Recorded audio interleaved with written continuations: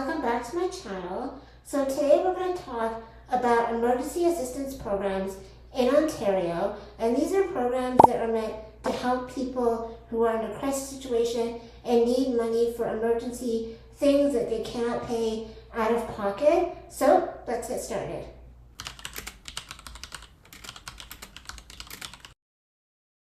Now, as I said before, emergency assistance is meant for people who are not on Ontario Works or ODSP, and that's because there's a separate program called Discretionary Benefits that you can apply that actually provides funding for an array of different topics and different needs for people who are on OW or ODSP.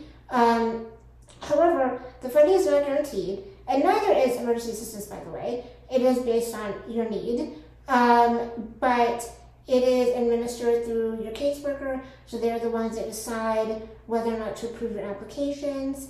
But it is meant to, provide extra assistance for unexpected emergencies and unexpected bills for people who are on OW, ODSP, and the Assistance for Children with Severe Disabilities. Now, to qualify for discretionary benefits, you again have to be on Ontario Works, which is the financial assistance program in Ontario for the general public, on ODSP, which is the financial assistance program for people with disabilities in Ontario, or be receiving assistance for children with severe disabilities, which is a program in Ontario for parents of a disabled child who are low to medium income. So you have to, for most places, be under those three programs to apply for discretionary benefits.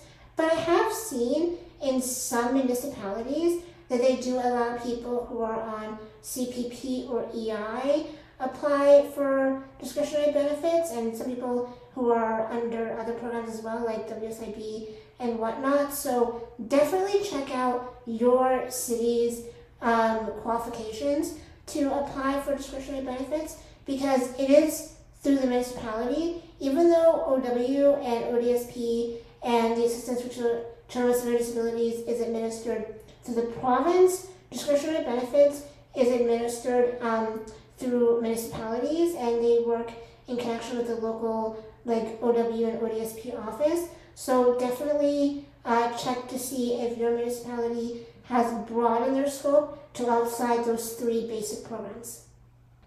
Now, discretionary benefits has a plethora of things that they will help you pay for. There are unexpected costs that just come up, but there are necessities. But they're generally categorized into health-related, housing-related, and then special supports. So under health-related, there are things like dental and vision care. The administrator may approve adult dental treatment like eyeglasses, lenses, frames, repairs when medically necessary or required for employment or participation. That's just under dental, for example, and under eyeglasses.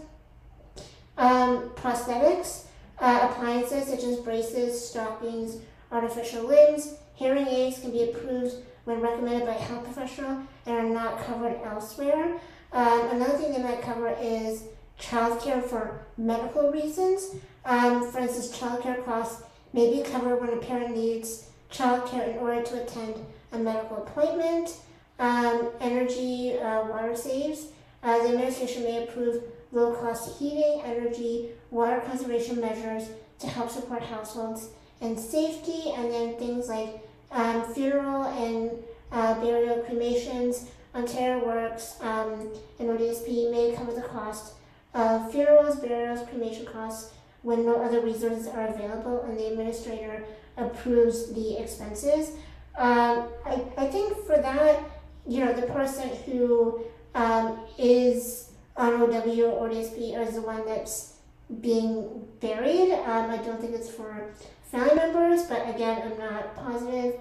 The website just touches upon it, so you may want to talk to a caseworker to get specific information about that. But generally, yeah, it can help even with things like funeral costs. Some of the non-health related things that discretionary benefits can help pay for is something like training. The administrator may approve vocational training or retraining costs when they support a person's employment or participation requirements. Things like moving expenses can be covered when a relocation is in the participant's best interest, such as moving for safety reasons or to start employment. And then travel and transport.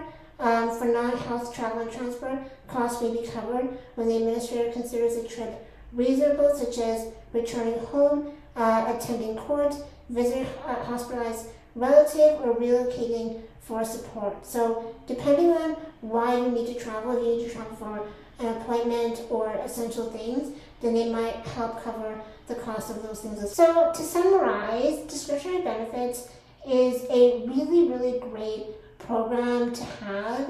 I've actually used it for many years to apply for different things and to apply for different resources. And it's essentially, the program is made to help people who are on OW, ODSP, and Assistance for Children with Severe Disabilities pay for one-time payment of unexpected expenses. So in actuality, it's kind of better than emergency assistance, because emergency assistance is generally meant for people who need money for like food, housing, and utilities. Whether it's discretionary benefits, it's like a huge umbrella of different things that you can apply for.